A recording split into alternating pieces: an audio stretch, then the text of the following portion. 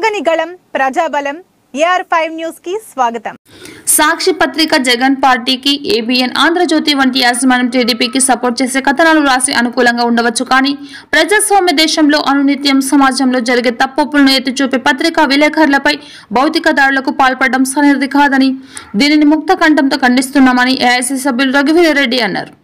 దాడికి పాల్పడిన వారిపై కఠిన చర్యలు తీసుకోవాలని, ఇందుకు సీఎం జగన్ అతడికి క్షమాపణ చెబుతూ వైద్య ఖర్చులు కూడా జగన్ పార్టీని భరించాలని డిమాండ్ చేశారు. నిన్నటి రోజు రాప్తాలో జరిగిన సిద్ధం బహిరంగ సభ విషయమై వార్తా సేకరణ నిమిత్తం వెళ్లిన ఆంధ్రజ్యోతి ఫోటోగ్రాఫర్ శ్రీకృష్ణపై జరిగిన దాడిని ఖండిస్తూ ఆయన పై విధంగా అన్నారు. నెల జీతం కోసం పనిచేసేటువంటి దాని మీదే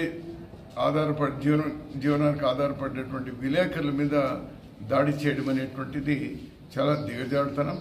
ముఖ్యమంత్రి గారు వెంటనే అతనికి క్షమాపణ చెప్పాలి. ఎవరైతే దాడి చేసినారో వాళ్ళ మీద చట్టపరంగా చర్యలు తీసుకోవాలి. అంతేకాకుండా అతనికి వైద్య